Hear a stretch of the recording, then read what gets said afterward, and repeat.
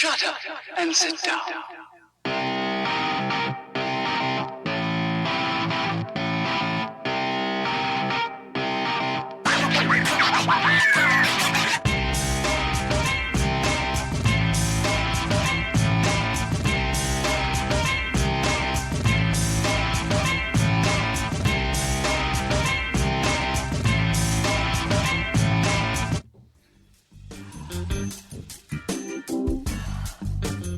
You're listening to Electrician Live with your host, Paul Abernathy.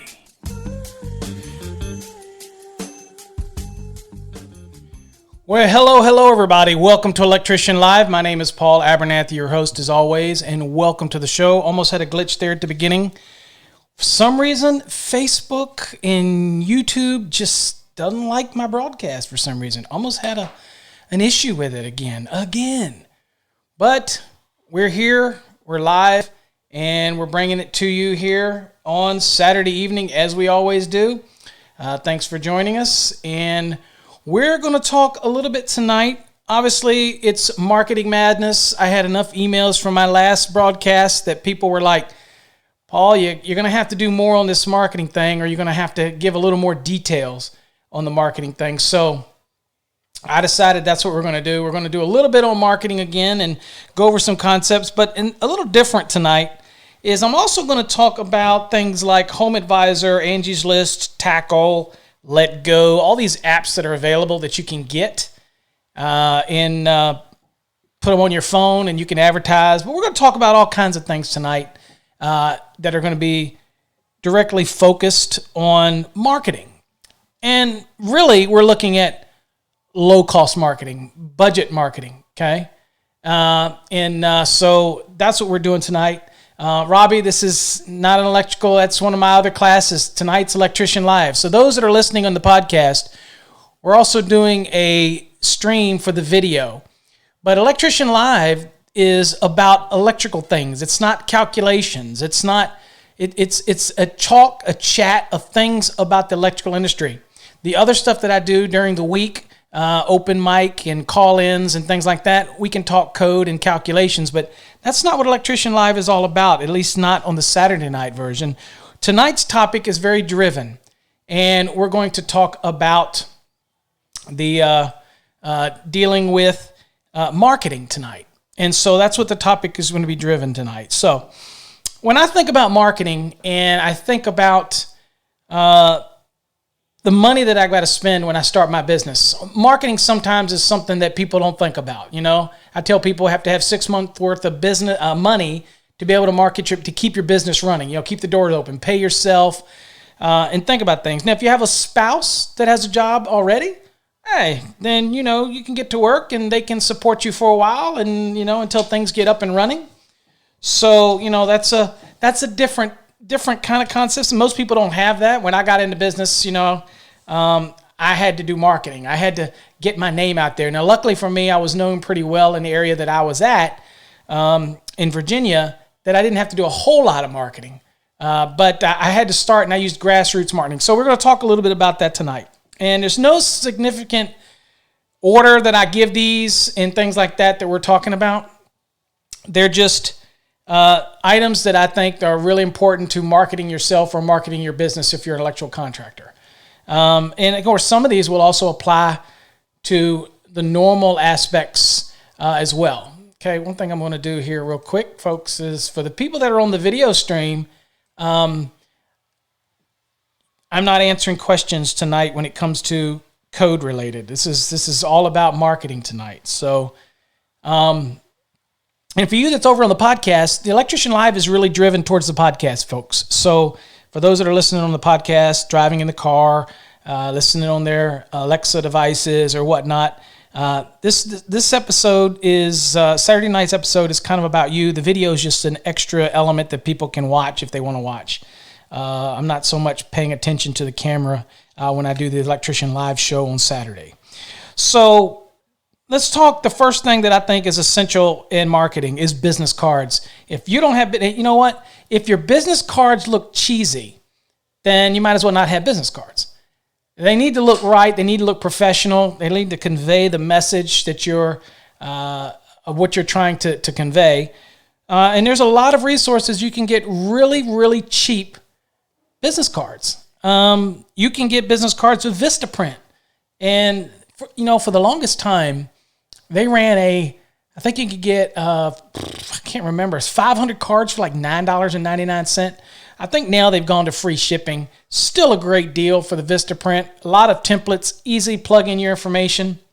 And it's a really inexpensive way to go when you're getting business cards. But I've gotten tons of business cards from them. In fact, these business cards that people might be familiar with, you can't see because they're green, so it's going to show up as a green screen. But this right here is one of my business cards, and on the back, I have a QR code and a bunch of seals and stuff like that. I get all my cards still today from Vistaprint. It's just so easy. I can see what I'm doing, and I can print it, and I know it's going to look like what I put on there. Okay. So you got to have business cards, and you want to give them out like water. Okay. So in your initial investment in it, get 500 business cards and see how quickly you can get rid of them. That's what I say. All right. And some of these tips are going to intertwine with you can, where you may be doing one event and you could give out business cards and that type of thing as well. The next thing I think that's important for a marketing concept is door hangers. Now, you can also get door hangers from Vistaprint. And I've talked about these in my starting a new business that I did, I guess, last week. I wanted to talk a little bit more about that in a sense that when I did door hangers, I literally had the door hanger, and at the bottom of the door hanger was a ripoff, and the ripoff was either for a coupon or was a business card or those type of things. And I would target areas that were the homes were about 10 years old or older, and I would canvas those areas. Now, I used to, as I told people, I would either get family members or I'd hire a local kid or something. Of course, I'd go out and monitor to make sure they weren't going to just dump them in the trash first time. And once you got to know them. But I would actually look on a map, and now you got Google Earth, you can look on anything. But I would look on a map, and I would target areas, and I would canvas those areas. Okay, I would have them go to those areas and make sure that they hung the doors. Now, of course, you got to look for soliciting signs that say no soliciting and that type of thing, right? So I would do the door hanger thing and target it in the area. Now, again, Vistaprint is the best place to get door hangers cheap. Now, you might be able to go online and Google it and find some budget type of providers for door hangers. And that's okay too, because again, it's a door hanger. As long as you get a chance to see the proof and you know what you're getting, then it's not that big a deal, right? But door hangers can be real positive because, you don't have to just use them for door. You can hang them on a car, okay? You can hang them on a doorknob. You can, just different ways that you can be creative to put a door hanger. And again, you can't be shy. When you get them done, you got to be willing to give them out, okay?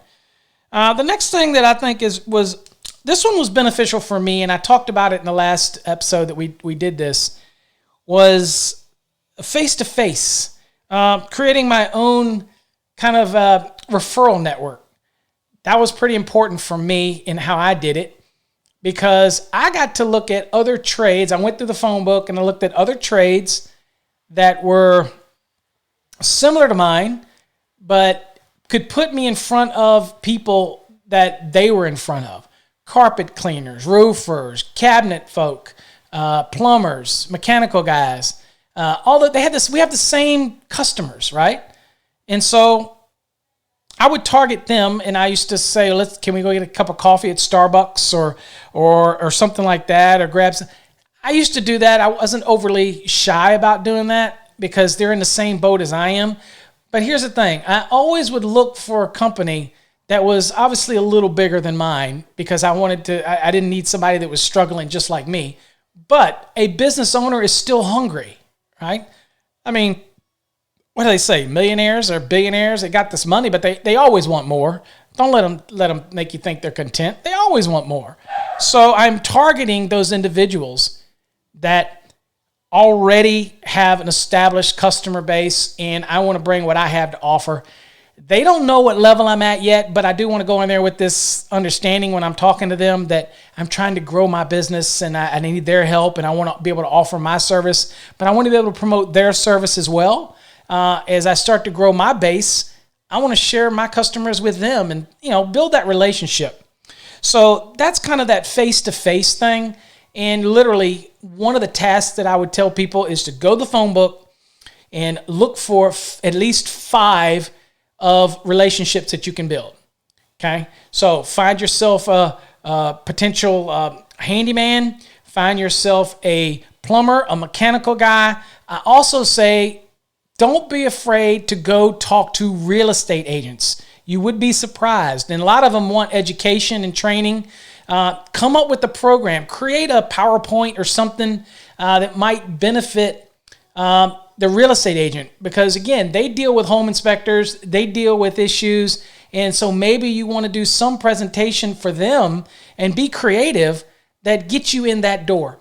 Because at that point, once you move into that door and you start getting that opportunity, there's something that you also really need to think about, and that is to brand yourself. People will look at your brand and notice it and remember it, whether it's on their vehicles, and we'll talk about that in a second.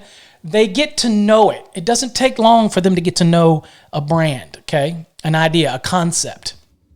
So you want to start branding yourself, most certainly. So come up with a logo, come up with something catchy. You're going to use that on your business card. So again, I didn't say there any significant order here, but definitely need to come up with some kind of brand, something that is unique to you that you can put on your cards, put on your hats. Like my hat here is the podcast on my shirt. For those that are watching the video stream, it's my Electrician Live, over here, Electrician Live shirt. So those on the podcast, you can't see it obviously, but I brand myself all the time. And so something to think about is there's a reason why Nike, for example, whether you like it or not, there's a reason why they don't put Nike under the swoosh, because everybody recognizes the swoosh. Okay, it's branding. No, I'm not saying you're Nike. I'm not saying you're going to be Nike. I'm just saying you may not want to be Nike. But what I'm saying is it's all about branding, and they've done it. They've mastered the concept of branding. They really have. So, Tiger Woods, the TW in golf, everybody knows that's Tiger Woods. So brand yourself in a certain way. For me, it's Electrician Live, and for the Master the NEC, my educational series, it's the little guy that I tell people that's me 30 years ago, and you get used to seeing it, and people will start to recognize it. Now, when it comes to local contracting, they will get to recognize it if you go with the logo or if you go with some design and you put it on your vehicles. Okay, so create a logo, create it, and there's tons of ways you can do that. There's tons of services out there that will create logos for you. Think about what you want in a logo, whether it's just simply a receptacle with an attachment plug and sparks. Well, maybe you don't want sparks, but you know what I mean. Something that sets the tone, what you feel. And many businesses already have logos that they want to use, okay? But you need to develop a logo so that you can share that on everything, right? The next thing we want to talk about is what I call stuffing. And now, some people like this, some people don't like this. Again, you can do it or you don't have to do it. But again, we're talking low-cost applications. And one of the low-cost, thank you, Danny, I appreciate that. So Danny, over in our video stream, made a donation to the Electrician Live show, $10, which covers the shipping of various merchandise to individuals, like our stickers, okay? Those on the podcast, pop on over to the video stream, and you ever watch them, you'll see I'm talking about stickers. So any contributions that we get to the shows always are towards the shipping of stuff, and I'm always shipping stickers out to all people all over the country. So, and then when these stickers are gone, we'll get other types of merchandise. So appreciate that, Danny. Also, I got to send a shout out. I forgot to do this, and I'm going to do it. Over on our Patreon page, we have 2 new VIP patrons, Jennifer Medrano and Michael Hayostik. Okay, I'm not sure if I'm pronouncing that right, Michael. I apologize, but Michael Hayostik and Jennifer Medrano donated. They're part of the VIP and they're going to get access to all of the 2020 National Electrical Code stuff that we're putting out. We did 3 videos today and 4 videos today, and they're going to go up on the actual Patreon site as soon as I can get them up, and hopefully tonight. Where we are actually, each week, we're going to be posting new videos as we walk our way through the 2020 National Electrical Code. Now, granted, a lot of that stuff is also going to be beneficial because it didn't change from the 2017. So if you're on the 2017 or whatever, it's still beneficial to you, but I'm dedicating the 2020 to that series, and that's over on our Patreon. If you want to know how to get there, it's just paulabernathy.com, and follow the instructions, and it'll take you there. And there's different levels of patronage that you can give. Okay. All right. So the next thing that we talk about is, I got off topic, was stuffing. Now, what do I do with stuffing? That means, and that sounds weird, right? When I go to places like Lowe's, Home Depot, Costco, Sam's, they always have the aisles that have the lighting, and they got the boxes, and you'll notice that they always tape up the part where it comes open, where you rip it open, but they don't tape the sides. So I am known that every time I'm there, I've always got cards with me. I will stuff a card in there. And I don't want to sit there so that somebody looks at me down the aisle going, what the heck is this guy doing? But I will stick them in there. I have gotten business from that. Somebody gets a luminaire and they realize they can't hang it, and then they'll call me. And some people say, well, I don't want that kind of business. I'm just getting contractors. You know, when I'm starting out, I'm trying to get that business, right? I mean, I'll take anything because that leads to something else. So anyway, that's called stuffing, and I've done that, and I do it at Lowe's, I did it at Home Depot, Costco, Sam's, all those things. And basically, you just have your business card, and you just walking by, and you stick it in there. One of the better jobs I got was I stuck it in the side of a ceiling fan box, and the return on a ratio for that was great because I only had one card on me. I was sitting in there, and I stuffed it in there, and believe it or not, I got a call to help hang that ceiling fan. Okay, you can say, well, that's low-hanging fruit. Well, I am just me. So when I did it, I got $85, and it took about an hour, and I hung that ceiling fan, and it was ready to go. Luckily for me, the box up there was already rated for a ceiling fan, so thank goodness. But if it wasn't, then I'd get paid to make it right, if that's what they wanted. So, but anyway, business leads to business, and that's how you do it. And that's one way to do it. So that's stuffing. And some people say it's lowbrow, it's beneath them, and whatever. I'm trying to get my business started, and I'll do it, when I'm doing that, I'll do it any way I can possible. The next thing I talk about is magnet signs for the side of my vehicle. When I'm out actively as a contractor, when I was actively promoting my business, then I have it. So on weekends when I'm out and I'm around, I've got those magnet mounts on. During the week, I work for another company during the day. And again, people know me by now, know my contracting business is very small now. I've gotten to the point here in my 50s that I'm only going to do selective work. I put my time in. When I was working for NEMA and other companies, I was working evenings when I wasn't traveling and weekends doing electrical work. So I have been doing it for many years. So I've slowly weaned myself off, and I'm still got my contractor's license. I had it in Virginia, and I have it out in Texas, but I'm not as active in big projects anymore. But I will take some small stuff, okay? It pays the bills. It's a dinner. Hey, it pays for dinner for the family. Anyway, but the key is it leads to bigger things, right? Okay, so that's called stuffing, and I do that. Let's see here. Next, and there's nothing illegal about it. So stuffing, baby. All right, so the next one that I said magnet mounts. Now, magnet mounts, believe it or not, extremely cheap when you go through Vistaprint. Now, I'm not selling Vistaprint. I'm not getting a referral program from Vistaprint. Trust me, I'm not. I just find that their stuff is well done, but really, really affordable. And that's what I'm after. Even today, that's what I'm after. I'm after affordable. So, actually, it's this kind of funny story. I got magnet mounts made when I came to Texas and started my contracting business while I was working with Encore. And they're okay with it because it doesn't interfere with what I do with Encore. It means that I have to do service calls at night, and that's what I like to do. I like to do service work, troubleshooting, solving other people's problems that they can't figure out. That's what I like. So that's where I've migrated to. And so basically I help contractors in the area when they're just pulling their hair out, right? And of course, then I'll take the service call work. I had one last week that I told many of you about when I was doing my training session during the middle of the week past week. So anyway, signs are cheap. Put them on the side of your vehicle. If you have a truck, put them on the back of it because people are following behind you as you stop for stoplights. And you know what? This is the one time I tell people when you're marketing yourself like this and you're out and about, don't be worried if the light turns red. Don't try to run through a yellow light. Remember, every time you're stopped at a red light and you've got a magnet mount on the back of your vehicle, guess what? You got a billboard plastered right in the face of the people behind you, and you just don't know what it might bring you, okay?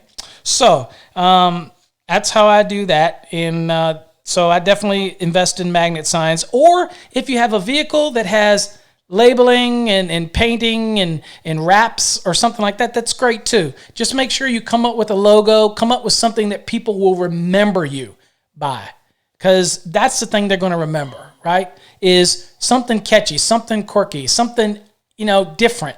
That's how they're going to remember you. And you want them to remember you when it's time to call you. And then we'll show you how that branding will play a role in other things that I have to tell you about. I got a lot of stuff, guys. I've got notes everywhere when I started thinking about putting together all the things that I've done through the years in marketing. And they're cost effective. The other one I talked about, some people seem they didn't know about, was another method is local advertising in something that is very affordable, and it's called Coffee News. Now, Coffee News is a local publication that may or may not be in your area, but, Cracker Barrel has them. All these places that food generally will have something called Coffee News. But if you go online and you Google Coffee News, you can find who the representative is in that area where you're at. That's the actual publisher. And there are different publishers. You buy franchises. And the actual publication is created by the home office, but the local person is what sells the ads. And they're usually just business card side ads. But they're put on these things that are free to the consumer while they're at the place of eating, like eating at restaurants and stuff like that. I always read them when I'm at those places and they have them. And so putting it in there is cost effective. But again, make sure you ask. Now, I tell people this all the time. If you write an ad and you don't say what you want in the ad, you're wasting that one shot. Put in there what you want. If you want to do service work, put in there that you do service work. Don't over bastardize it with all this other stuff to make it look all fancy. Put what you want in there so that the person that's reading it right away knows the services that you provide. Okay? And I'm more than willing to, if anybody wants to send me, they do an ad like that, send it to me, I'll look at it and I'll tell you. I'll be brutally honest with you. Most people know I am. But you have an opportunity to catch people. It's very inexpensive advertising, and it puts it right in front of people to read while they're eating, and you never know. Now, put something in there like a coupon. Always give something for free, or always give something off your services. Whether or not you have to increase your services in order to compensate for it, whatever you got to do, make sure you give something to make it worthwhile for me to keep that Coffee News, okay? The next thing is websites. If you're in business and you don't have a website, now we've got a show coming up, and I can't remember when it is. You have to go to electricianlive.com and look at our upcoming schedule. I have got a show that I'm going to show you how to create your own website with almost zero web design experience. Zero. And it's free. And I'm going to show you how to do that on that episode. We're going to walk you through it. And so that's going to be one of those. Now, for you podcasters out there, it's going to be tough for me to convey that over a podcast because, again, Electrician Live is more podcast driven. But we're going to do our best, and I'm going to kind of paint you a mental picture of it so that you can work through it and get a better understanding. But remember this, everybody that's listening to our podcast, and again, I think people don't realize this, but we do analytics on our podcast. Now, I know the folk that watch the videos on the YouTube or the Facebook probably don't have any idea here, but over on our syndication of our podcast that we do, They are literally, my analytics show that we have over 300,000 unique listens every month. Now, if you go listen to it twice, then it's 2 times. It's over our entire platform of material that we've uploaded. So, again, we don't care what you listen to, but it seems to be that we have, again, another month in a row, over 300,000 unique listeners to our podcast series. Not necessarily what we have listening to our YouTube or our Facebook, again, but the podcast, and you probably have all noticed that I do a lot more podcasts than I do videos, okay? Actually, it's going to change now with this 2020 series over on Patreon, which you're not going to see those videos over on the YouTube channel. I did put a sample up there today if you didn't seen it yet, but that's kind of a sample. We're literally going to walk it through, and you're going to live that experience with me as a Patreon member. So websites, you have to have a website. You have to get a URL. I'll show you how to do that as well. And it's very simple, inexpensive. You wouldn't believe it. You can get a domain for about $15 a year, and you can forward it to a website that you create for free. And you should be putting that on every business card, every banner, every magnet mount.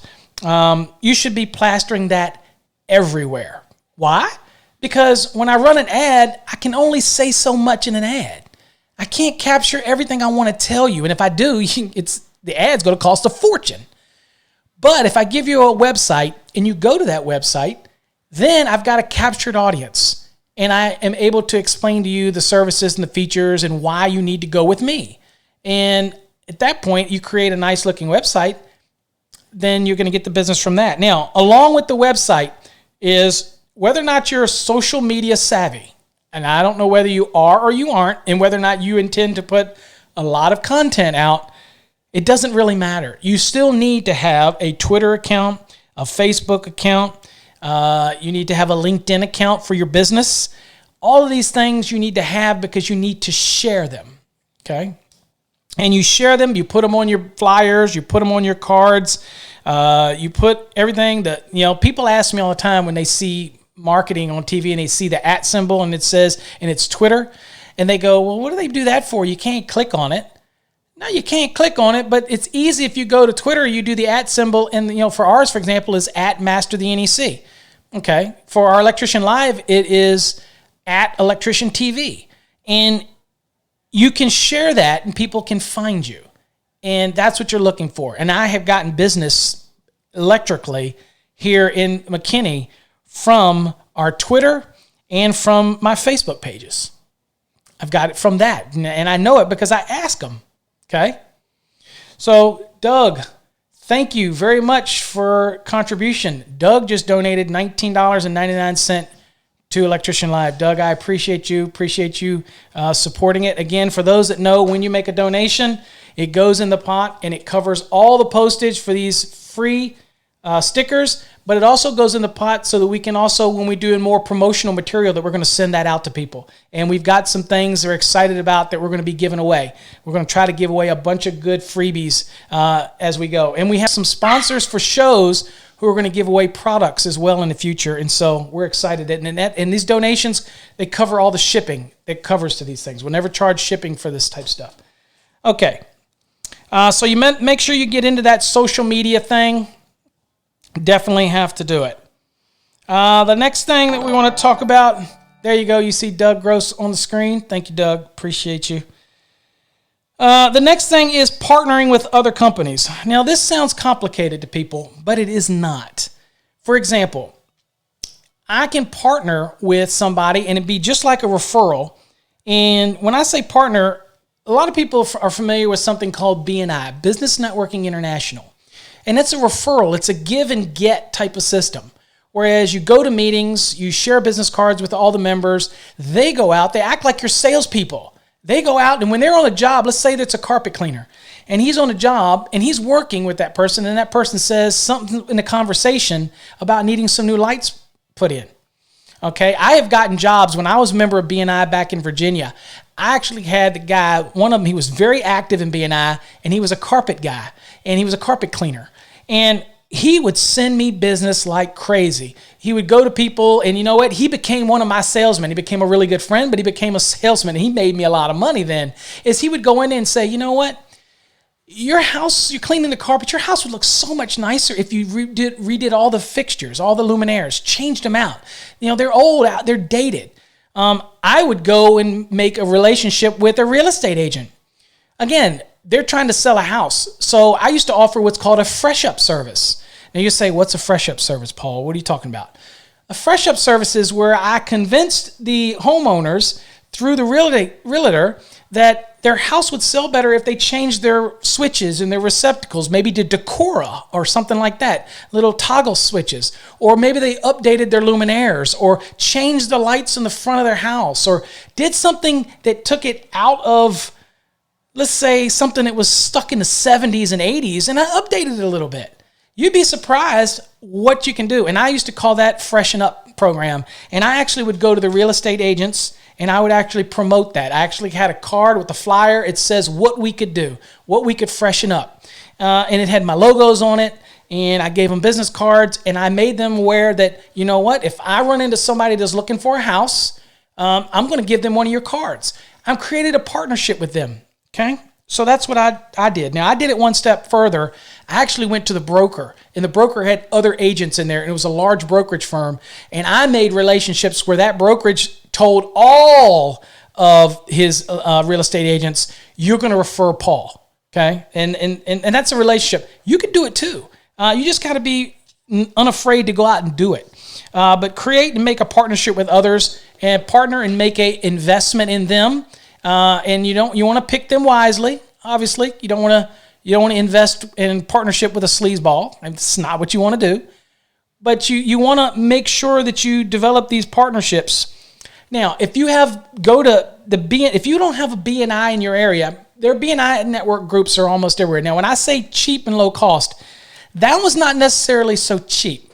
It's a couple $100s a year. That's not so bad, but you did have to buy lunch every time you went, or if it was a dinner meeting or breakfast meeting, you had to pay for lunch, so you had to give $10 or $15 or whatever it is, and you're going to eat anyway. But the point is, with the BNI network, Business Networking International is just another example. You can do it on your own, like I said, call people out and do one-on-ones and create your own network, but BNI is an instant turnkey network of people, and they only allow one trade. For example, they only let one electrician in the group. That's it. Just one. Only one mechanical guy, so that you don't have competition in there. And so really, you go there and givers get. You share leads with everybody, and they're out there actively trying to sell your products while they're doing their products because they believe in you. You develop relationships. So BNI is that partnership thing. I really liked it. I enjoyed the people. And I didn't do it when I came out here, even though there is an opening for an electrician in my area. I didn't do it because I can't handle the business, and I know I'd get the business. I can't. I don't want to do that anymore, that level anymore. But you're starting a business. You want that. You want to grow your business, so that's an excellent thing. Look for it in your area. I definitely recommend it. It's well worth the investment. The next thing that you can do is free, but if you're not doing it, you're just flat out crazy. And that is make sure that you get an account on Yelp, and you get it for your business. Because once you get into that Yelp directory, trust me, you get the calls. I get the calls for it. Now, are they going to hound you on the phone about joining their pay program? Absolutely. They are going to bug you until you are just tired of them and you start blocking the numbers. But don't worry, then they'll call you from another state. And then another state, they will bug you. So one of the ways to get around that is you can actually get like a Google Voice number that's not your actual number, and it can screen them that way. But you know what? I'm in business. I don't really care if they call. I don't have a problem saying no, right? So, don't be afraid to get involved in it. So definitely get a Yelp account, YELP. Get you one right now. If you don't have your business, doesn't have one. Now, a lot of times, if you go on there and search, your business might be up there, and you can claim it. Just be sure nobody else claims it. So that type of thing. Also, a couple other one is called Google Places, and I think it's Google My Place or something like that, and there's called Bing Places. Two different ones. I have them both on my phone. I have them. I'll show you right here so you know that I'm not, I'm telling you what, if I tell you something, I've done it, and I'm not just making these things up, and they've worked. Am I a millionaire? Absolutely not. Was I comfortable as a contractor? Absolutely. Why did I leave contracting? Well, I left contracting full time in 2007 when the economy went down. That's when I started working as an engineer for the city of Richmond, and then ultimately code supervisor for the city of Alexandria. Then I made my way to NEMA, and then I made my way to Encore. During that whole time, I still had my electrical contracting business, and I still did work. You can't say on the side because I was a contractor. I just was very limited in the work that I took. I controlled the type of work that I got involved in. And the people that I worked for said, as long as you don't do it on their time, then they were perfectly fine. And of course, I still had people working for me from time to time. So I just had to oversee it. And I'm blessed that my wife was also very much involved in my companies. She always has been. And so when I wasn't there, she would be there for me and put the eyes on it and make sure. It just meant that I had to work a lot of late nights. Now, here's the one I'm talking about. Here's called Bing Places for Business. And those that are online can see it. And you can log in there, and it's an account.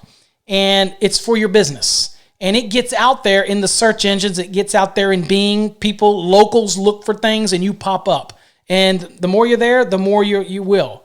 So that's the Bing. And then the other one is a Google one that does it with Google.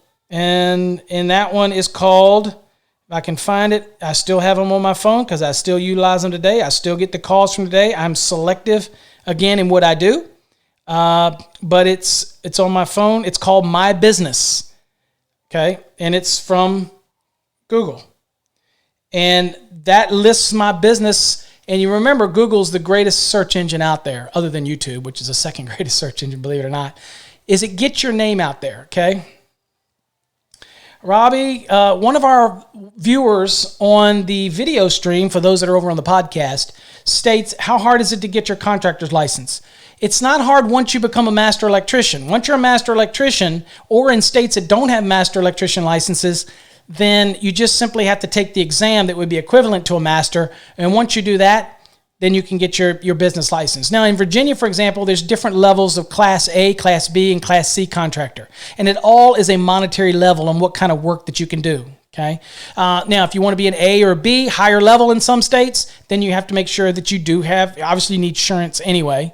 And I get my insurance, believe it or not, from Next Insurance, which is almost hardly nothing if you've never tried to do it. I remember when my insurance cost a fortune. Next Insurance is pretty darn cheap. But once you meet all those requirements, Robbie, you can become a contractor. Just make sure that you have the tools, make sure that you have the vehicle, make sure you have everything in place in order to be able to run that business. But yes, that's all you need to get started. Next thing I want to talk about is, again, make sure you do your Yelp, your Google, My Places, Bing. Go to bing.com, business. You can get all those things. The next thing that I'd say that it's been pretty popular is, depending on the time of the year, you have what's called garden shows. Always do a garden show if you can get a booth for under $300. If you can get a booth for under $300 and you utilize your time more than what you think, like if you're just sitting at this booth and you're thinking, I just got to have people come to me, then that's not going to be successful for you. You'll get people that stop by, and you'll get those people that they're kind of just putting their toe in the water. You don't know how serious they are, but you are getting some leads. But I did it a little differently, and so I'm going to give you advice. What I did was I put a panel, and I filled the panel with some defects, some double taps and things like that, and I had it on display on the table. And so I was there and have a banner made up that goes on the back. Don't have to be overly complicated. Usually they provide the table anyway. And I would have some products out and things like that, some breakers and stuff like that, and talking about the services that I do and really that type of thing. And usually when I was in business, I also had other things that I sold as well, like tankless water heaters and stuff like that. But anyway, you're there to sell your service, all right? So maybe you have a wall that you frame up that you just have some NMB in showing the wiring and showing how neat you do it. So when somebody comes by, you can say, look, this is representative of how neat of work we do. I mean, we take pride in the work. Even if it's gypsum board and is going to be hiding it all, we care. And that's the message you're conveying, because believe it or not, if I'm going to pay my hard-earned money to have you wire my house, I want to know you care about it, that you wire it like it's your own. At least that's me. Okay. Don't tell me something like I can't see it from my house, because I have fired people that work for me for saying that crap. You can't see it from my house. I'm like, yeah, you can't, because you're gone. Go to your house. You're out of here. So anyway, I was, people enjoyed working for me, but I was a stickler. So go to those garden shows. But here's the other thing. Don't stay at your booth. Make sure a spouse or somebody's there to help, or helper, or somebody's there to answer people's questions, and make sure you're all on the same page. But you need to take your business cards and you need to go out and walk around to other booths. That's a perfect time for you to start marketing with people who have like interests. Look for that HVAC guy. Look for that roofer. Look for that flooring guy. Look for all those people that have like interests like you. And while you're there, say, hey, I want to talk to the owner. Hey, I'm an electrical contractor over here, and you might have somebody that you refer. But you know what? I'd like to earn that respect. I'd like to earn that trust. I'd like to form a relationship with you. Can I buy you a cup of coffee? You have a second to walk over and you can go to the vending thing and get a coffee together and just have a talk. You'd be surprised the relationships. So many people that I see do these shows, they don't get out and network. And don't take no as no. Don't be so easily ready to throw in the towel. People give up too damn quick today. Anyway, so go around and try to make relationships. And another thing that I used to do is I used to buy the bulk little business card holders. Okay, the little clear business card holders. And I literally would take them with a set of my cards in them and go over to somebody on another booth and say, we have like interests. You do flooring. You don't do electrical. I don't do flooring. Can I put my business cards on your table? Do you mind? I will be glad to put yours on mine. And you'd be surprised. I used to have people go, that's fine, whatever. And you're breaking the ice. So don't be afraid to make a little investment in those things. So don't be afraid to do that. The next thing is local business directories. Look, reach out to your Chamber of Commerce. Okay, go and look for as many business directories as you can find in your area. You would be surprised what you'll find. Okay, really surprised. Also, on Facebook, you have what's called Marketplace. Make sure you utilize Marketplace. Come up with a nice little ad or even your business card and paste it on there. But look, do me a favor. Don't do a business card where you scratch your name and this and just looks cheesy. I wouldn't hire you for nothing. It needs to look professional. Present your image. You're proud of your profession. So make sure you do it right. So in those directories, you can post images. Some of them allow sales, some don't. That type of thing. But you're trying to build exposure for your brand. So you have to have that logo, you have to have that look, you have to have that card, you have to have that brand developed. The next thing that I tell you that I actually did was, I did it because I just wanted to do it with my son, but ultimately you would be surprised at the business that it brought in with the limited investment, and that was sponsor a sporting team. Like my case, it was a Little League team. I was the coach, but I also sponsored the team. And you'd be surprised because it was up to me to make sure that the jerseys had the names on them. And I made sure that the back of the jerseys had the sponsor's name on every single one of them. All right. And so, again, advertisement, you're doing a good thing, but you're getting something out of it. Other people also cringe because my next one is talking about giving to charities. Look, people say, oh, you want to give because you just want to give. I do want to give, but I want to get too. Okay, I got to feed my family. So I would sponsor things, a hole on a golf tournament, sponsor a Little League team, anything that I could get. At one year I had an opportunity. It wasn't real expensive. That I have a budget. I set up a budget. And I would actually sponsor where it had me on the scoreboard.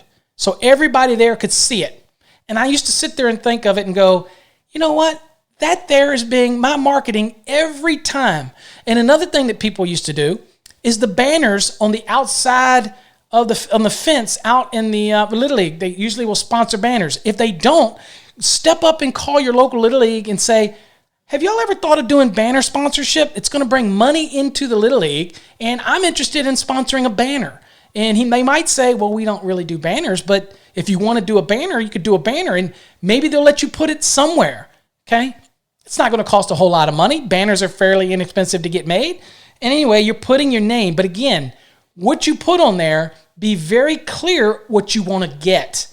Okay, your logo so that people recognize what you're doing, and put on there that you're an electrical contractor and what you're looking for. Okay, don't make it so freaking detailed to the fact that people don't even take the time to look at it, because you only have a few seconds to grab their attention.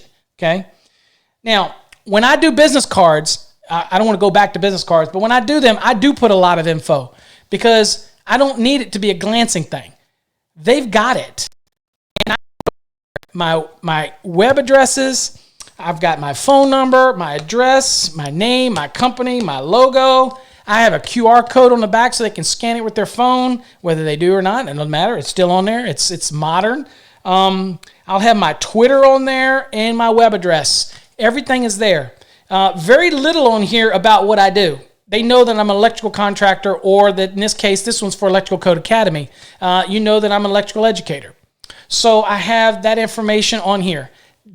Ask what you want on your card. And also, cards are so cheap, get multiple cards so it doesn't get stale. In other words, you have other ones to give out. Okay. You heard that old saying that sometimes you have to put something in front of people's face 3 or 4 or 5 times before they finally bite. It's kind of like bass fishing. Sometimes if they're on a bed, you got to present the worm to them multiple times before that fish will actually bite. Okay? Same concept, whether you're a fisherman or not. I like fishing, so that's my analogy. I also mentioned to the local Chamber of Commerce, it's not that expensive. Will be one of your more expensive marketing things, but it's not that expensive, and they have a lot of. Here's the thing: if you get into the Chamber of Commerce and you get on that, they will have events. It does you absolutely no good at all to just pay the money to be in the Chamber of Commerce if you're not going to go to the events. You're not going to be a part of it.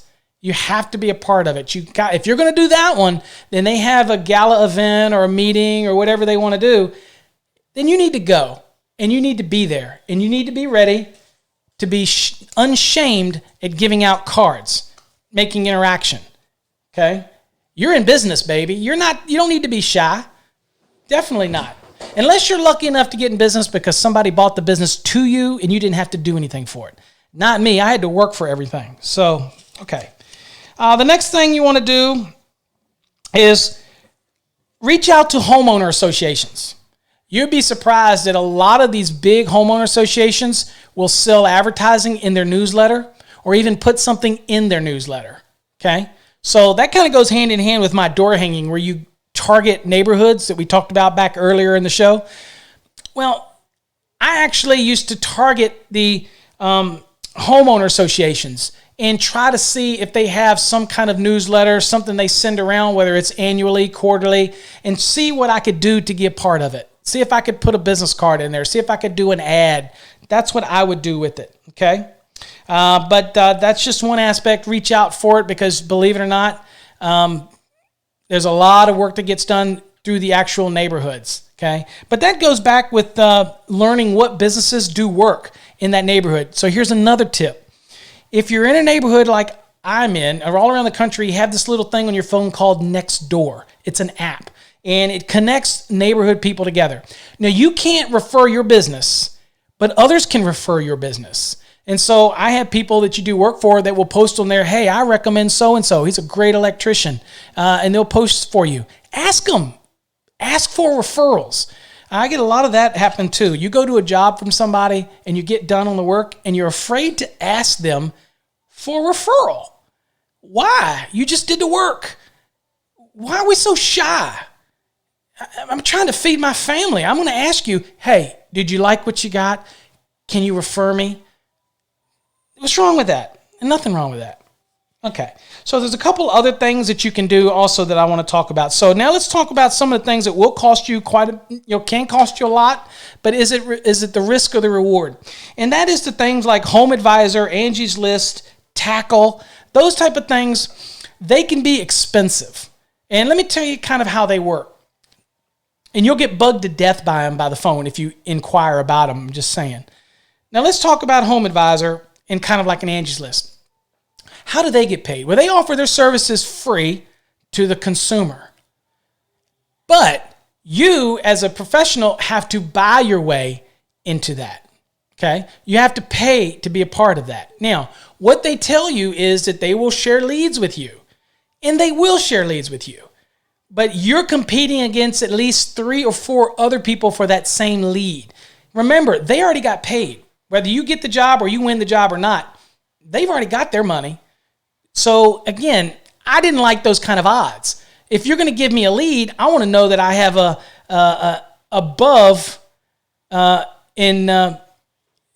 want to have a chance to earn that business, but I don't want to compete and pay for you to give me a lead that you're giving to other people as well. But it does bring you business. And if you're hungry, it does allow you to start bidding and giving out prices and getting that out there. So there is, if you manage it and you watch it and they have different levels, it can be beneficial for you to get started. AngieList is essentially the same way. Tackle is the same type of concept. The other thing that I tell people is there's some free apps, things like Let Go, that are free on your phone. And they're a selling app. And some of them will allow you to sell services. And if you sell services, it's actually geared to your local area based on the zip code. So I've gotten quite a bit of business doing total light renovations in a house, like all the luminaires, or ceiling fans. I did one that I got from it, and it was nothing to run the ad. And I got a job that was 6 ceiling fans and a couple luminaires, all from that one job. Okay, so basically it was well worth the investment, which was $0 for the Let Go. So it's called Let Go, and it's an app you can search for on your phone, and you connect. And there's tons of them. Look for them on your phone and start getting yourself out there. And again, it might be as simple as just doing a business card. Now, here's another neat thing. If you go make your business cards on Vistaprint, they'll show you one online. They'll show you one online. That's the digital version. You can do a screen capture of it and share that in all your ads. Okay, so you don't have to take a picture of your business card. You can get a digital version from that. Or they might even have a digital proof. But here's a tip. If you get the proof, it usually says proof on it. If you look at the one that's online and you do screen capture and you can edit it down to just the size of the card, then it's a good quality that you can share on the apps and things like Facebook Marketplace and all that type of stuff. Allows you to share that stuff. So that is interesting to be able to do that. And I've done it all. I've done all of that. Okay. So no cost associated with those except for, again, Home Advisor, Angie's List, things like that. Now, let's talk about home warranty companies. Home warranty companies is another way for you to get started in business, but you're going to have to offer your service. I don't know how to say this. You're going to have to make a deal with them in order to give them the best price. But it results in a lot of calls, okay? And so what that is you've probably seen it, home warranty, home shield warranty. And so once you get a part of that, thank you, Jason. I appreciate the contribution. Again, Jason made a contribution of $5 to the podcast, and that's going to help support the mailing of these stickers to everybody and future mailings. So I appreciate it, Jason. The money that we get from the donations during our shows literally goes to the postage that we do and towards other products that we give away. That is not going in my pocket. And you know who reminds me of that? My wife, Darlene, all the time. She says, you make sure you have that donation account set up. So I do. Now, I'm going to also talk about another one. The home warranty, look into that, but you got to be prepared to do stuff for the cheap. Now, there's a caveat, and I hate to talk about this. There you go, Jason. Thank you. What I hate to talk about the home warranty things is sometimes it can be conceived as a scam. The HVAC one is a scam. And what it means is if they come out to do some HVAC work, the home shields and home warranties and choice warranties, they don't cover the R410A Freon. So they come out there for a set fee and the home warranty will pay the bill, but they only will pay $10 for the R410 refrigerant. But if you ask the AC company, they want to charge $40 and $50 for the refrigerant. Hey, here's a news flash. I can buy a 25-pound container of R410 for $120. And you're charging me $50 per pound? That's a scam, okay? That's how they're making their money up, because when you sign these home warranty deals, you got to do it on the cheap. Otherwise, you're never going to get any referrals from the home warranty company. Okay, but it's a good way to get you work. It can get you going. But in electricians, I have too much. When I did it, I did the home warranty for a while when we started out. But you know what? I just couldn't. I couldn't mislead people. It was just. It might work for some people, but again, that's why I just mentioned the home warranty. The last one I want to mention is if you happen to buy your stuff at Home Depot. Okay, look, here's another tip. If you buy your supplies, your electrical contractor, and I buy a lot of stuff from Home Depot. I did a video on their ladder that I got from Home Depot that's gotten thousands of hits. I sure wish I had signed up for some affiliate program for that. But I shop Home Depot quite a bit. And if you get a professional account and you shop at Home Depot, you get an app on your phone that you actually get an app and you earn points for every dollar you spend. And they would literally send you work. So when I got that, let me just use an example. When I bought that ladder, I got a bunch of other stuff I bought. I had $400 or $500 worth of a purchase. And it went in there. And when you sign up for that program at Home Depot, you can go to their website and find out about it. If you're a contractor, you try it out. And you sign up, they will literally send you work.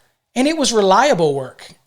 But you got to keep buying your supplies from Home Depot because it runs out.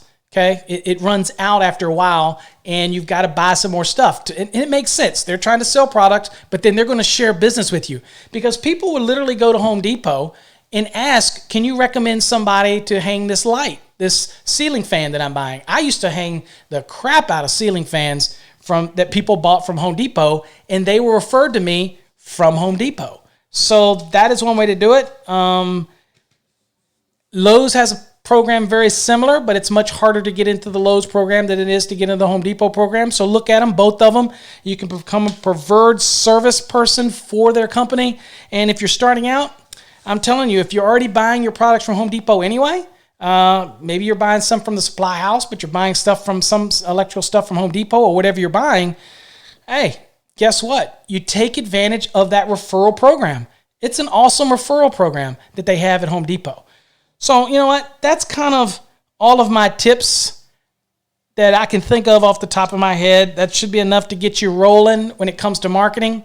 I want to remind you to come to our show next week, and I'm going to look and see because I can't remember what the topics were for next week. So we're going to look at next week's. Oh, guess what? February 15th. Is our exam prep special, 2-hour special on exam prep. So I'm going to go over things, test questions, show you how to do calculations. That's next week. How about that? So I am actually going to do some code stuff on Electrician Live, which usually I don't, but I am. So again, and also on February 22nd, we have a special guest, and that is PowerCalc, James Khalil. And he is the inventor of PowerCalc, which is a calculation software for engineers and electricians that takes understanding of the NEC out of the equation because it does all those calculations as part of the design. So that's some of the things that we have coming up on Electrician Live down the road. Of course, join me during the week when you never know when I'm going to have an exam prep class or some kind of impromptu session. If you're subscribed to this channel, you'll get a notice and it'll let you know. Then I'm online, and again, people start trickling in. Perfect. And I'll help you any way I can understand the National Electrical Code. So that's the concept.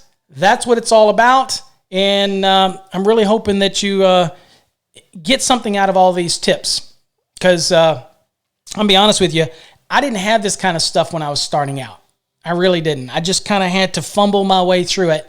If I had to look at all of these, and I had to tell you one of them that I found was the most important out of all of the things that we've talked about today, I would probably say, for me, if you're like hitting the ground running, is I would do it in 2 steps. If I had to do all this stuff, but what I would do, one, is I would make sure that my business was listed in Bing Places and Google My Business. Make sure you go online and make sure you get your business listed on those right away because it takes time to get those into circulation. Once those get in there, the next thing that I would do is make sure I have a good logo, think about my design, get those business cards made up, think about the door hanging prospect because that's quick and easy and low-hanging fruit to hit neighborhoods. And really move towards the magnets for your vehicle and think about a website. Okay. And so we're also going to have, whether I told you or not, we're going to have a show that's dedicated to website design. And that is on March the 7th. I'm going to walk you through how to get a website for free and a low-cost way to get your own domain that helps you stand out. I'm going to walk you through that. Many people have never had anybody help them with that kind of thing. Every business needs a website, whether it's a one-page web, simple website, and I'll show you how to get that very inexpensive, free for the website, and it'll cost you about $15 a year for your domain, but it's inexpensive. Also on February 29th, we're going to be doing a single-family dwelling calculation shakedown. So I'm going to walk you through calculations. There's a lot of educators out there that are doing live streams and broadcasts and things like this that are totally screwing people up when it comes to single-family dwellings and multi-family dwelling calculations. They're really causing them a lot of confusion. So I am going to offer a show that's going to set the record straight and be able to explain to you that it's not that difficult. Pretty easy to do, and you'll remember it because I like to teach things in a way that you'll remember it. So for those that are over on our audio stream that are listening to our podcast, I just want to say thank y'all for listening. We're going to continue on with the video, so I'm going to try to answer some of these questions that are in here.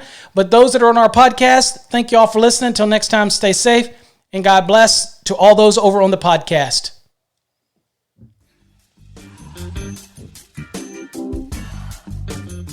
You've been listening to Electrician Live with your host, Paul Abernathy.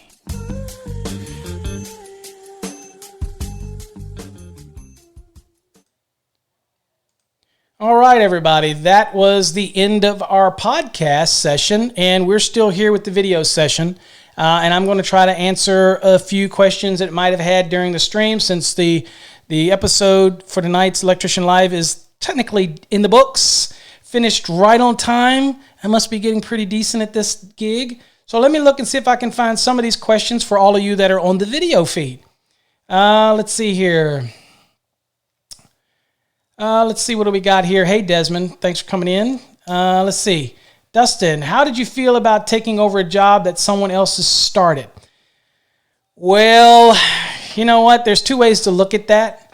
Dustin, is that one, if they really did a crappy job, then I could look like $1 million because I'm going to go, gee, why did that guy do that? I'm going to fix that for you. He shouldn't have done that. So I have an opportunity because maybe I took over a job that's going to get me more business. I don't know. But I treat every job like it's going to get me more business. I do. So one of the things that I would do is not gripe about it, but I would use it as an opportunity to say, so-and-so may not have done this right. I'm not going to down them. Don't get me wrong. If the person that did everything right, then I got nothing to say. I'm just going to come in there and take over that job, and I'm going to make it happen and get it done.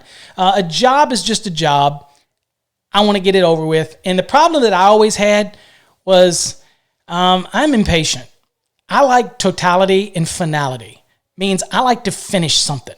So I used to love residential. It didn't matter how big it. I used to do multi-million-dollar homes.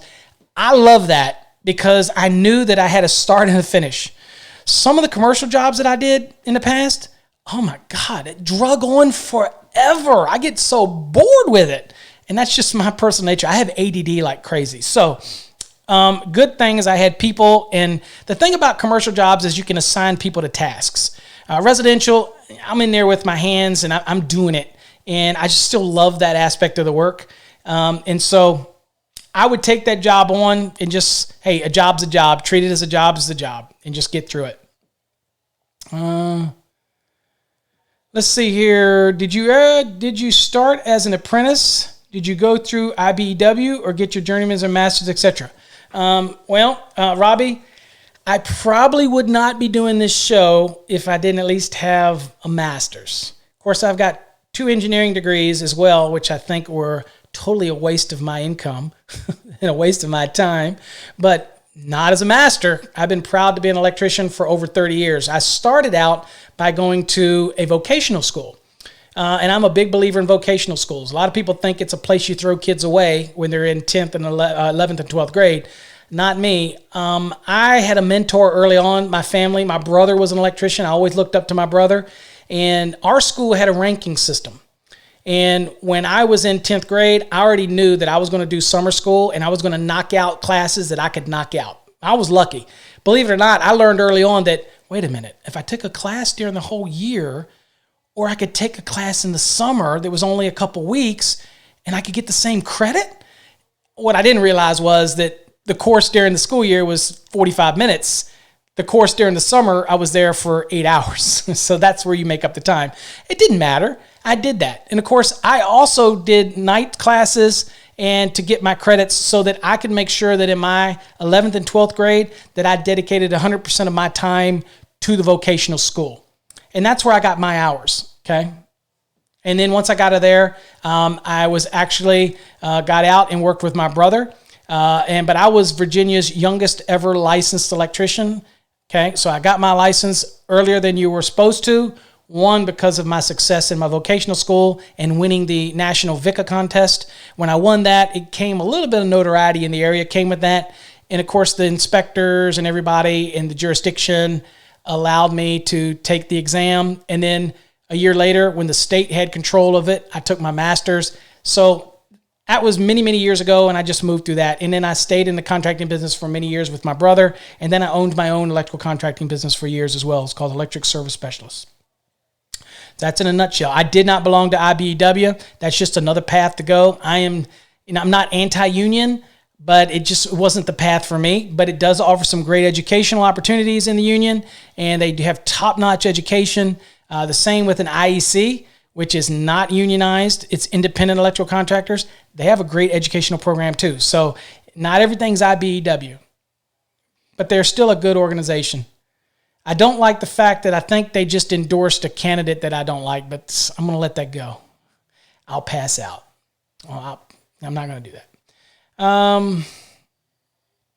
Let's see what else we got. Absolutely Unknown One. The video will be available on our YouTube channel for you to look at later. As if you didn't get enough of me tonight, you will be able to watch it again. So yes, I will make it available. Desmond, hey Paul, do you think a service electrician is the best way to learn the trade compared to residential and commercial? No, I mean services. Think about service. Desmond, if I'm doing residential, then if I'm doing service work, it's basically just small pieces of residential, right? So if I want to be well-rounded, then I do residential and I do commercial, and service is just a natural progression of all of those. Now, most people that end up doing the service stuff are pretty quick and they're pretty savvy, and they can solve and troubleshoot things pretty quickly because service work, time is the money. And the customer is thinking, look, you're milking this. Whereas a construction site, it's a flat bid price. So you got to be very considerate of the consumer's time and what they're paying you. But as far as learning it, now I think that, be honest with you, it's hard to stick somebody out in the service world if they haven't walked in the residential or commercial world and done a little work. Now, if you're going to do service work for residential type stuff, you'd be surprised that the commercial guys know hardly nothing about residential and the service oriented. And you don't get a whole lot of commercial service work. Now, you might get it for strip malls or changing lights in parking lots and adding something. But when you say service, majority of the service is going to come from a residential market, right? So if that's the case, I want to be well-rounded, and you got to be careful how you service. Now, today, because I have commercial experience, residential experience, I am primarily service-oriented, but I do the residential. I don't do any commercial anymore. But when it talks about the best way to learn the trade, the best way to learn the trade is get your hands in and get it dirty, whether you're doing residential or commercial. Service is kind of something that you progress into, right? You move into because you end up being very proficient in your work. Okay, you kind of get to know what you're looking at, know what you need when you're on the service call, things like that. And you still learn the skills that that you learned while you're actually doing the residential commercial work. Now, granted, service work can be things like fishing that you might not have done, things like that. That's something that you learn from a person who can share that knowledge with you, or you learn by trial and error, right? I learned early on when I told people I am not a sheetrock repairer. I cannot repair sheetrock for crap. Okay, and then down here in Texas, every wall is textured in some kind of knockdown or orange peel. I suck at that. So when I go do work for people, I tell them right up front. I do. I look at them and go, nah. If I got to add something, I cut it out. You're going to have to get somebody else to do that. Okay, and then if they say, well, no, I'm not interested. I want somebody that can do it all. Then I'm like, okay, bye-bye. Because I don't do that stuff, and I certainly don't do it well. Okay. So Desmond, I don't know if I answered your question there, but I don't think that service electrician is something that somebody should jump into right away. They need to learn the trade part. So learning the trade means you need to be in the trenches. Okay. What do you suggest? Robbie says, what do you suggest is the best way to figure out how much to charge a customer per hour? And with that said, guys, I noticed that I had turned off the chat boxes on the screen. I'm going to turn that back on. Best way to figure out what to charge. So if you're a one-man show, like me, then I look at what's called my burden. What is my insurance? What is my vehicle insurance? And I use vehicle for personal use as well. So I'm looking at it and I'm prorating it down saying, how much is it? How much do I contribute it to what I do for work? So I've got my work insurance, my liability insurance, professional insurance. I've got any other burden that I might have. Now, of course, if I had my insurance, health insurance, that's something I have to take into consideration. My advertising, the marketing that we talk about, all those things have to be added together. And then added together, that's how you come up with what you have to have per an hourly rate. Okay? So I usually tell people the best way to get started is to pick a number and start subtracting your costs from it. How about that? So, for example, I'm $85 an hour. If you're lucky to get me to come out and do some work for you, I'm $85 an hour. Okay? I'm not here to gouge you, but I have looked at what my costs are. So I start at 85 and I start taking away costs to see at the end of the day, what's my profit? That's what I'm looking at. So just because I'm charging 85 an hour, I'm not necessarily getting 85 an hour. Okay? That's what I'm charging. So when you have other people that work for you, your rates will be higher because I have contributions. I have to pay their taxes and meet their taxes, and I might offer health care. So that's why the rates go up, because you literally have to look at what your costs or expenditures are. And that's how you start it out. So when I was in contracting, I had employees, I literally would try to look at what my monthly costs were based on the number of employees I had. And that's how I would do it that way. And that's how I could tell what my per hour rate was. Now, when I was bidding jobs, then I was bidding that based on bidding software, based on rates. Now, my brother has a way that he does it, and he's always done the square foot method. So once he establishes what a square footage cost is, say it's $5, $6, or $7 a square foot, then he does that times a square foot, and he feels comfortable with that. I never felt comfortable with that because, again, square footage based on what I put in it can kind of screw me. Also, it could bid me out of that. If I'm doing a 5,000 square foot building and I'm at $7 per square foot, then I'm not really looking at my costs. I'm just throwing a flat number out there. And how do I adjust that? And I can lose business. But if I'm going to just do an hourly rate, then I need to start at what I think I need first and start subtracting away things like the burdens, insurances, things that I have to pay, the health care if I have it, any marketing stuff that I have to do, printing, anything that I have to do. And then you'll come back and you know what you feel comfortable with per hourly rate. But you got to make that burden. Now, also, you want to make a profit and you want to work that in there as well. Okay? So I want to make sure that even if I have material, what am I happy with as far as my markup? Okay? So in my case, it changed, but I was happy with anywhere from 15 to 20% markup. Some people want 30%, 33%. Some people are happy with 5% or even 10%. Mine fluctuated anywhere from 10 to 15%, depending on the project that I'm doing and the material, that type of thing. But again, there's hard to cover that in detail unless I actually did it with you and wrote it out.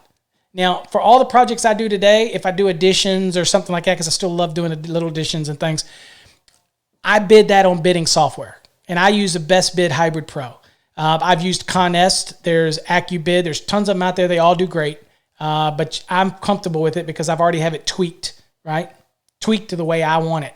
But you just make sure, Robbie, that you know that whatever your price is, that you know what you're worth an hour and you know what you're going to charge. The reason you're charging it is because you have all this burden that you have to take up, all these payments, these insurances. Once that's gone, make sure you make what you're comfortable with, okay?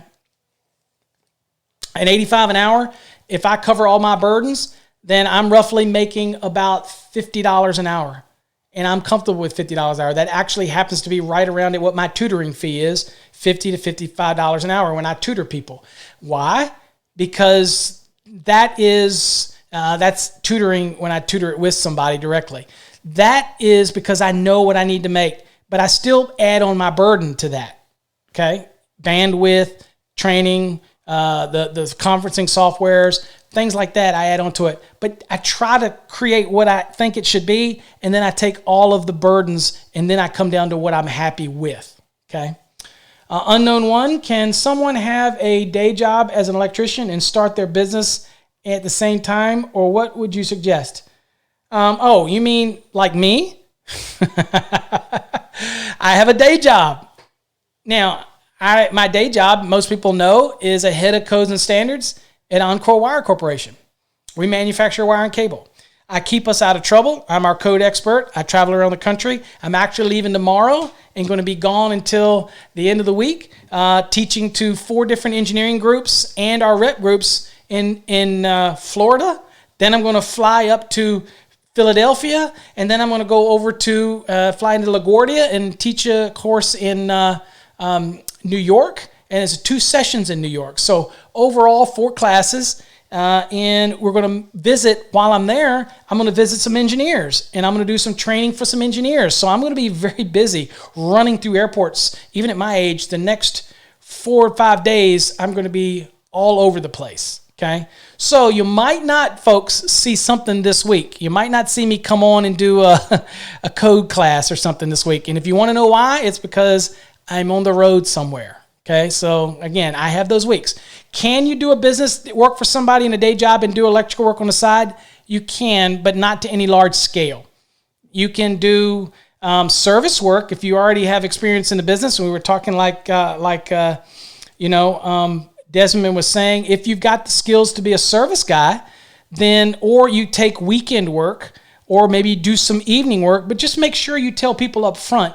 And that's what I do. I tell people up front, I say, look, they call me all the time. You can imagine, I do some of these marketing things that I'm telling you guys about, these marketing things. My phone rings, and I have to say no. And I can tell you right now, if you don't think it does, I will show you if I can figure out how to get it going here. Because at this time, I was trying to see where it is, and I can't even remember Yelp. It's Yelp. So my Yelp thing is literally blowing up, okay, with people that want me to contact them and do work for them. I cannot keep up with it. So, I get these notifications, and they want me to give them prices. And, I make sure I tell people very clear that I don't do work during the day, okay? I do work in the evening, and I do work on weekends when necessary, okay? Now, yes, you can do both, but you'll be burning the candle at both ends, and I've been doing that my whole life to the detriment of my son is 21 years old, and I would say we don't have the relationship that I should have with my son early on because I put business first over family, because I put the electrical code and I put this book over a lot of stuff. Luckily for me, I was blessed with a wife who supported me and lets me do my type of thing. Here I am going out of town tomorrow for a week, yet I spent most of the day on the computer doing videos and doing some training. She understands. Not everybody understands, okay? But if you're willing to do that, burn that candle at both ends, yes, you can do a day job and you can do electrical contracting as well. Just make sure you're upfront with your customer. That's all. Make sure you're very upfront, letting them know.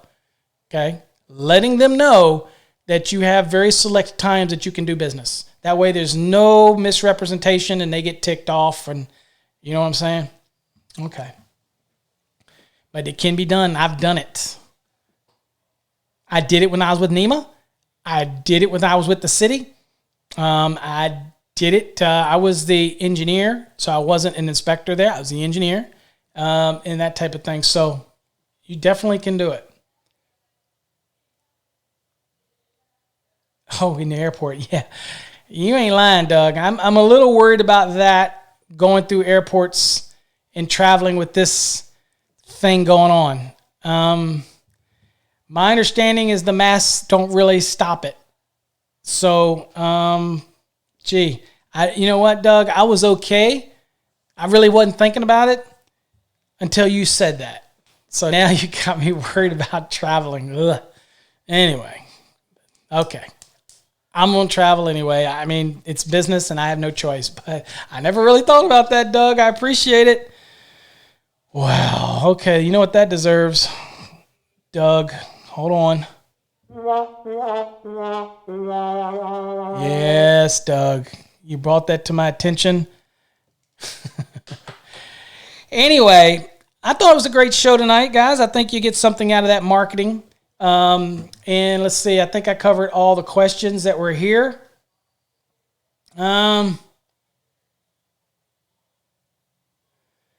Let's see here.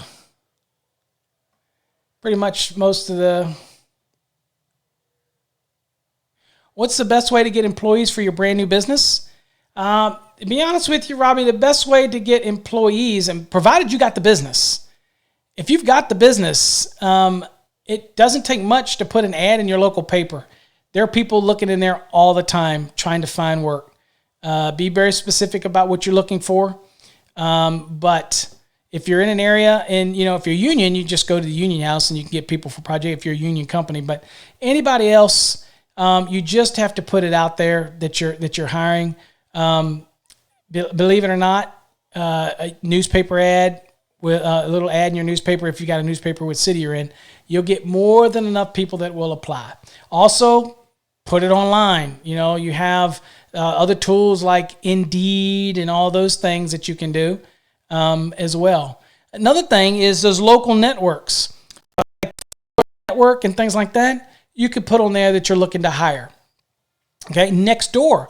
You could put on Nextdoor that you're looking to hire if you're in a member of that community that has a Nextdoor. Put that on there. They're always, never know who's looking, and they might be looking for a job.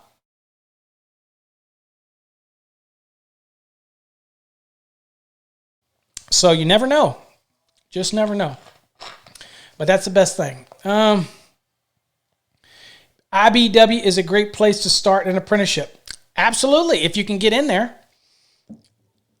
They have it's apprenticeship programs under the IEC, IBEW, NECA. All of those structured programs are great places to start as an apprentice. Definitely is. But there's usually a waiting line or a waiting system for it. And again, getting accepted in it.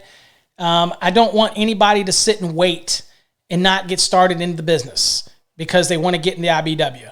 Go to a non-union company and try to get a job, and then you can always put your name in for the IBEW, and then next thing you know, if there's an opening and you get accepted, you can go there, okay? Or go with a company that is a member of the IBEW, then they will put you through the education if you can get a job with the company that is an IBEW company.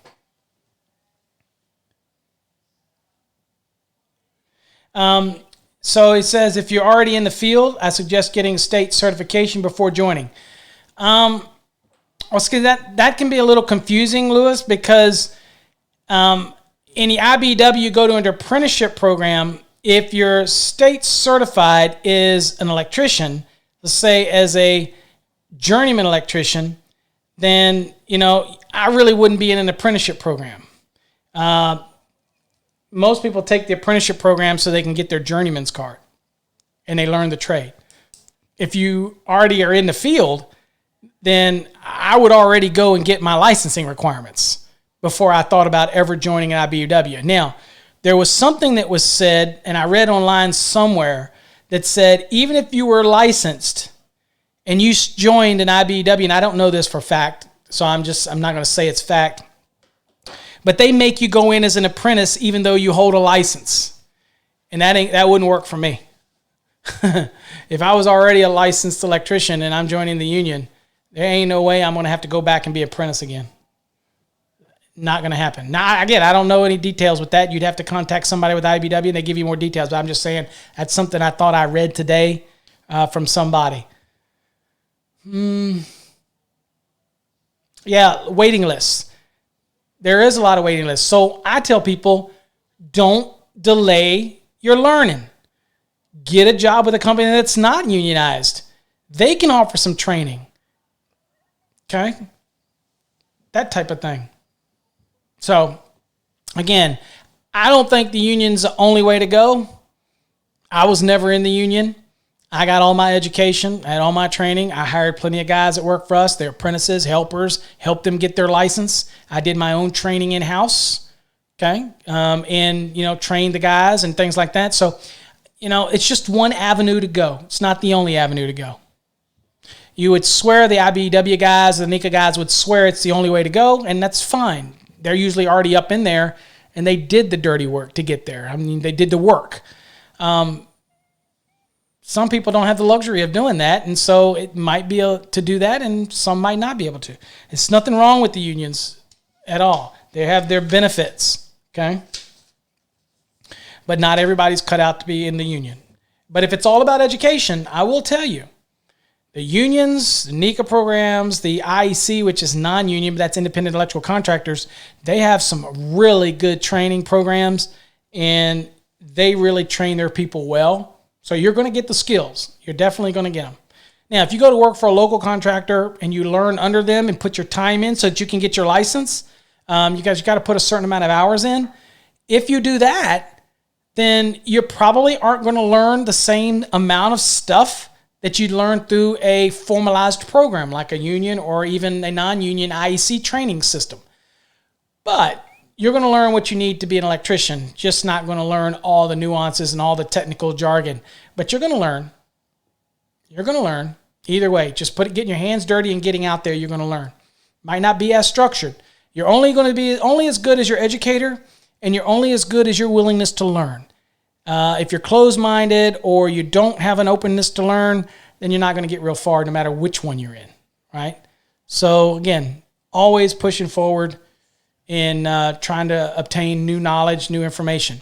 Our residential and our commercial programs that we offer are really extensive, and we're trying to really reach out to electrical contractors, and I'm really targeting the ones with the 10 electricians and 15 electricians because I want a company that's 10 or 15 electricians to all be uniformed, all from me as an owner. I want them all on the same page. And our residential program or our commercial program is designed to do that. It really covers everything about residential. It really covers everything about commercial. So during the day, you do the work.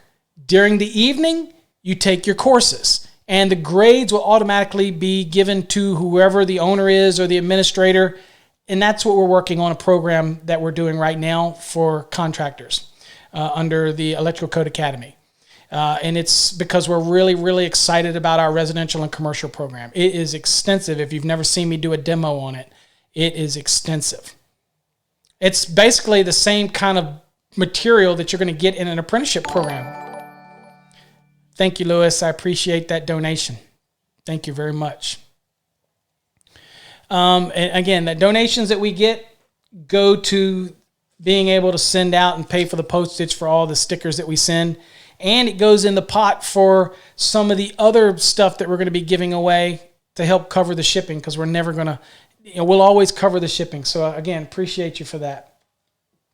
All right. So I don't know what else to talk about tonight, guys. It's been a great evening. I've enjoyed every one of you. Thank y'all for coming. It was a great turnout. I think it was a good show, good marketing tips. If you've got any marketing tips, the things that you might do, send them to me. I will share them in a future show. But again, I want to make sure that let me see where it is here real quick. Hold on. I want to make sure that I give a shout out again to Jennifer Medrano and Michael. Hey, and I'm going to say your name bad, Michael. It's Hayostik. Maybe you got that right. The Hayostik for becoming VIP patron members over on our Patreon page that is available at paulabernathy.com, or you can go to patreon.com/Master the NEC. That's where all our 2020 National Electrical Code learning lessons, the Learning the NEC, that's where they're going to be published. I put a sample today on our YouTube channel, but the future ones are all going to be over on the Patreon. And we're going to have some other special stuff going on as that grows, so I appreciate it. A little tip about Patreon for those that want to join. If you're near the end of the month and you want to join the lowest tier, the $5 tier. Because, and I know you want all the perks from the middle tier and the all access tier, wait until the 1st of next month to upgrade. The reason I say that is because they're going to charge you again on the 1st. Okay, it's a donation. It's a reoccurring donation. You can cancel it any time.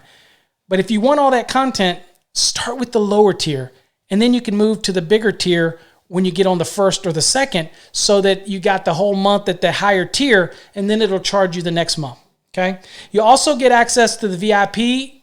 If you join the VIP, you get my monthly newsletter that talks about the 2020 National Electrical Code changes. That's a publication that I do with King Royal Publishing, but I make sure that you get a copy of that as a member of the VIP. You also get a 10% discount on all of the products from our merchandise store. Any of the logos, any of the shirts, any of the hats, anything, mugs, whatever. It's perpetual, so you get it forever. And you get other consulting things that you normally wouldn't get, although I answer most people's questions. But there's just a lot of stuff that we got going on the Patreon, and we're going to add more stuff to it. So, again, that's about all I got. So I appreciate all the support and everybody that's been following us on these channels. Again, I am excited about our podcast.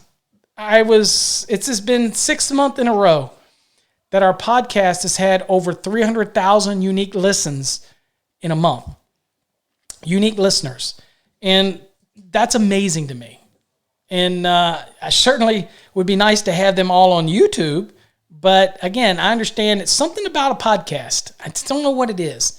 It's that guys listen to it on job sites and in the cars, and I had people that I had a guy send me a picture where he was playing it on a work stereo, and all the guys were listening to one of my lessons, and it's pretty cool. So who would think audio would overtake a video? But I think that in some cases during the day, we don't have time to watch a video, but we can always plug in a podcast and put the headphones on while we're working and listen to an episode or a lesson. So I guess that's why it's become so popular. Anyway, well, thank you all for joining me tonight. I appreciate every single one of you that's joined us, and hopefully you'll catch me again on here. We'll be here next Saturday during the week. I'm not sure if I'm going to have an episode, if I'm going to do a lesson. We'll see. I don't know yet. It might be real crude. I might do it from my phone. How about that? But I'll try to do something.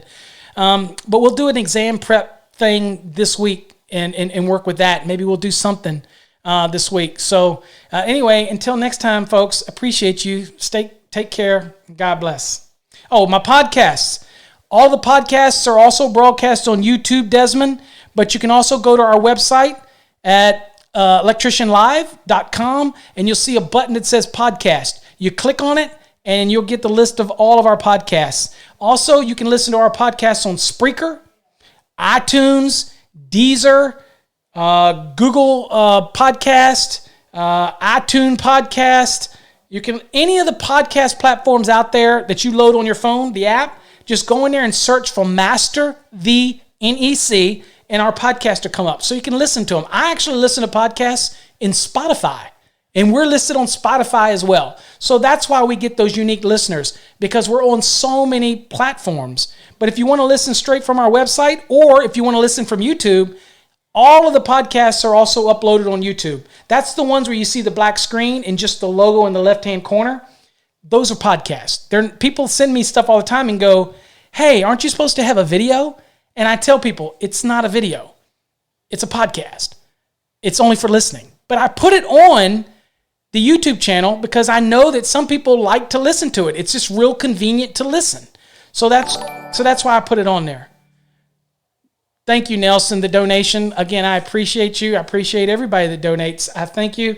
Again, that goes towards these stickers. Oh, so I should ask you again, if you want any more stickers and you have already got stickers, but you still want more stickers, just do the same thing again. Send me an email.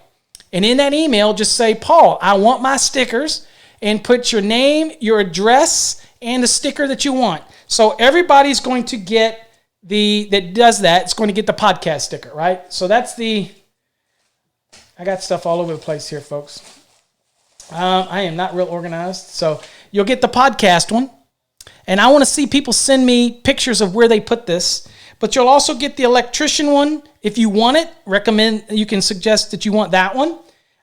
There is a electrical wizardry. It's kind of cute little sticker there. The next one would be, if you're a journeyman electrician, you can get the journeyman electrician one. Make that request. You can also get one of my favorites, Code Mafia. All of you are all members of my Code Mafia. So there you go. We got that one. Again, generic electrician. And what else do we got? Journeyman. Oh, yes, master electrician. So if you're a master electrician, you can get that sticker as well. If you want bigger stickers to put on boxes, like the really high definition stickers, like these, look at the size of that thing. These are available over on electricianpride.com, or you can go to electricianlive.com, and at the top you've got the store, and that's where you can get shirts like this, like I've got. Oh, there it is, right there. It's also got it across the back. We have mugs. We have all these things to show your pride, but the other stuff is for like showing that you're an electrician. And that's pretty cool too. So these are the big stickers, and they're all available from that website. So just go to electricianlive.com, and you'll see the store button up at the top. Just follow the instructions if you're interested in that. If you're not, don't worry about it. Yes, Paul Abernathy has gone commercial, trying to sell. But again, thank you all that have contributed and for joining me tonight. I appreciate every one of you. You want your stickers, reach out to me. If you've already gotten stickers from me, contact me again. I'll give you. I told you, until these are gone, I'm sending stickers out, and you people have donated. You've taken care of the postage for everybody else. So there you go. I love it. Givers give. So there you go. I appreciate every one of y'all. So until next time, folks, you stay safe, and God bless.